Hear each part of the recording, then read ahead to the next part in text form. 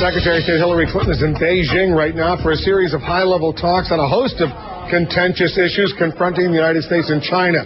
Trade is certainly one of them. And as our Pentagon correspondent Chris Lawrence found out, America's national security is very dependent right now on China.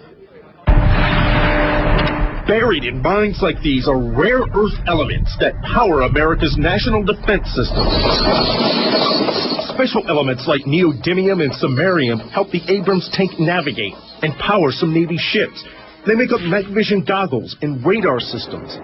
But let's assume you're not in the market for tanks or lasers. What about cameras, computer hard drives, that iPhone you can't live without? They all use rare earth elements. Same with the electric batteries and motors in those hybrid cars like the Prius. But none of it runs without China, which controls 97% of the world's supply. That's tremendous leverage over the United States. This is not the position that we want to be in.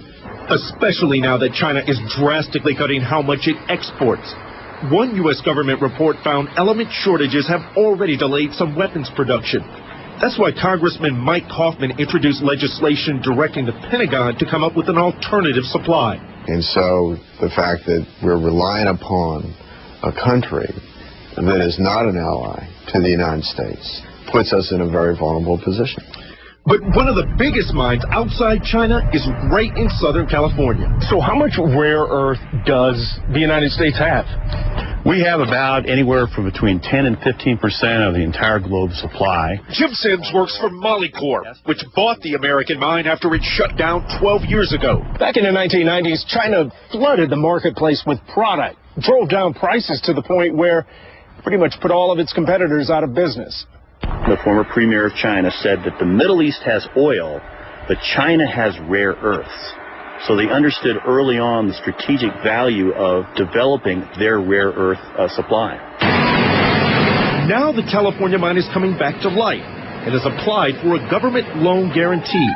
If we're able to secure it, it'll help us get up and running faster.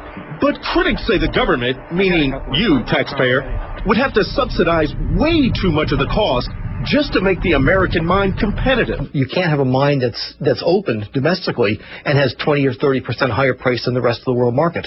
That doesn't help us at all. Andrew Lubin is a metal trader who imports minerals from China. He says, yeah, China's cut back on exports because they're using more of their own elements.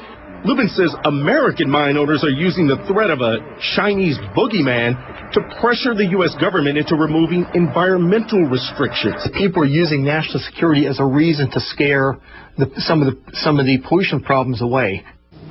Others say, well, the U.S. should, at the very least, come up with some sort of strategic reserve. Now, right now, the Pentagon is trying to figure out how this shortage of rare earth elements could impact national security. And when that report comes out later this year, we may have a much better idea of just how big this problem is. This is a sensitive and very important issue. I'm glad you're all over it. Thanks, Chris.